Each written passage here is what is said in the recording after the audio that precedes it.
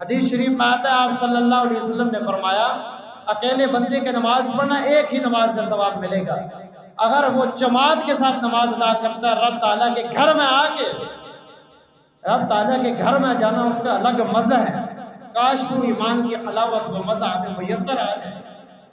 تو 27 نمازوں کا ثواب ملے گا ایک نماز پڑھنے میں۔ کبھی توجہ ہی نہیں کی، کیونکہ نیکی کی چاہت نہیں ہے۔ اگر جیب میں ہے نا 10,000 روپیہ، ہر وقت یہ چاہت ہے کہ کس طرح لاکھ ہوگا، دھوکہ دینا پڑے، ٹھگی لگانا چاہیے، یتیم کا مال کھانا پڑے، لاکھ ہو جائے۔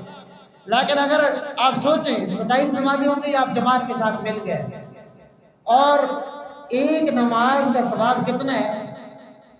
عمومی طور پہ جو آپ صلی اللہ علیہ وسلم معراج پہ گئے تھے، اللہ تعالیٰ نے کیا فرمایا تھا؟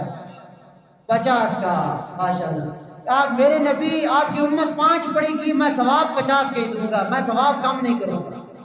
1 10 یہ ہو گیا، 27 وہ ہو گیا۔ اور پھر اگر آپ مسواک کر کے نماز پڑھتے ہیں تو 70 نمازوں کا ثواب ملتا ہے ایک نماز پڑھنے میں۔ 27 اور 30 100 اور 10 107 نمازیں مل رہی ہیں۔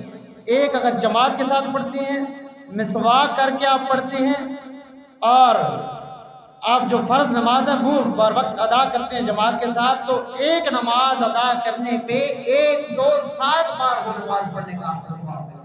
کبھی توجہ ہی نہیں کی، کیونکہ اس چیز کی چاہت ہی نہیں ہے، پتہ ہی نہیں ہے کہ رب تعالیٰ نے کتنا متوجہ کیا ہے۔ والدین ہو، استاد ہو، سمجھائے، کچھ چیزیں ہوتی ہیں ان میں رعایت کر دی جاتی ہے، اور کچھ چیزیں ہوتی ہیں ان میں رعایت نہیں کی جاتی ہے۔ مثال کے طور پہ آپ کوئی قانون توڑتے ہیں، آپ کو کچھ ماہ کے لیے قید ہوگی، ممکن ہے آپ بچ جائیں، ممکن ہے کچھ قید ہو، ممکن ہے قید بھی نہ ہو، آپ کو جرمانہ ہو، آپ چھوٹ جائیں گے۔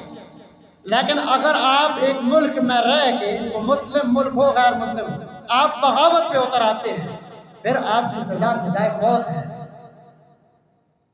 پھر آپ کو معافی نہیں ہے۔ کیوں؟ یہ تاکید ہے کہ اگر ملک کے خلاف اٹھو گے تو پھر آپ ملک کو کھوکھلا کرو گے، ملک کے دشمن آپ کو ختم کرنا لازمی ہے۔ اس لیے یہاں اس حکم میں تاکید اتنی ہے نماز کے حکم میں کہ یہاں کوئی اور گنجائش ہی نہیں ہے کہ بندے کو معاف کر دیا جائے۔ اور کئی ساری چیزیں ہیں، پڑوسیوں کے بڑے حق ہیں، والدین کے حق ہیں، ٹھیک ہے، آپ نہیں کرتے، آپ گنہگار ہوتے ہیں، آپ ہلکا سمجھتے ہیں ہم مسلمان نماز نہ پڑھنے کو۔ آپ تفاسیر اٹھا کے دیکھیں، آپ احادیث کا ذخیرہ اٹھا کے دیکھیں، نماز نہ پڑھنا جھوٹ بولنے سے زیادہ جرم ہے، اور نماز نہ پڑھنا زنا کرنے سے بڑا جرم ہے، نماز نہ پڑھنا غیبت کرنے سے بڑا جرم ہے، نماز نہ پڑھنا والدین کو گلیوں میں گھسیٹنا اور مار پیٹ کرنے سے زیادہ بڑا جرم ہے۔ سب گناہوں سے بڑا جرم نماز ہے، نماز نہ پڑھنا۔ جو بندہ نماز نہیں پڑھتا وہ سب سے بڑا مجرم اللہ تعالیٰ، کیونکہ اس میں تاکید زیادہ آئی ہے۔ رب تعالیٰ نے بتایا کہ کسی صورت میں معافی نہیں ہے۔ آپ بستر مرگ پہ پڑے ہو، اتنے آپ بیمار ہو، لیکن وہاں بھی حکم ہے کہ اشاروں میں کرو۔ ہمیں کیا ہے، ہم ہزاروں نعمتیں کھا کے رب تعالیٰ کو یاد کرنے کے لیے تیار نہیں ہیں، جبکہ قرآن پاک میں اللہ تعالیٰ نے فرمایا ہے کہ اپنے الصلاۃ لذکری، نماز کو قائم کرو میری یاد کے لیے۔ کیا پتہ چلا، اگر ہم نماز نہیں پڑھتے تو پھر رب تعالیٰ کی یاد ہمارے دل میں نہیں ہے۔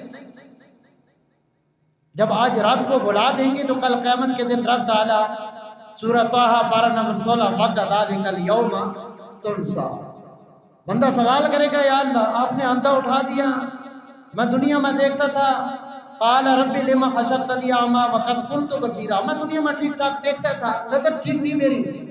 اللہ تعالیٰ فرمائیں گے قَالَ كَذَٰلِكَ أَتَتْكَ آيَاتِي، اسی طرح میری آیات بھی تیرے پاس دنیا میں آئی تھی، فَنَسِيتَهَا، تو نے انہیں بھلائے رکھا، توجہ ہی نہیں کی، قدر ہی نہیں کی میرے کلام کی، عزت ہی نہیں کی میری فرمان کی، کہ رب تعالیٰ کتنی بار تاکید کر رہے ہیں کہ میرے بندے نماز نہ چھوڑنا۔ تو جب تو نے یہ کیا تو آج نتیجہ یہ ہے وَكَذَٰلِكَ الْيَوْمَ تُنسَىٰ، وَكَذَٰلِكَ الْيَوْمَ تُنسَىٰ، اسی طرح آج کے دن تجھے بھی بھلا دیا جائے گا۔ یہ رہا حوالہ آپ کے سامنے، وَكَذَٰلِكَ الْيَوْمَ تُنسَىٰ، اسی طرح آج تجھے بھلا دیا گیا ہے۔ اور صرف بڑھایا نہیں جائے گا وَكَذَلِكَ نَجْزِي مَنْ أَسْرَفَ وَلَمْ يُؤْمِنْ بِآيَاتِ رَبِّهِ، ہر حد سے تجاوز کرنے والے کو اسی طرح اور رب کے اوپر ایمان نہ لانے والے کو اسی طرح آج بدلہ دیا جائے گا۔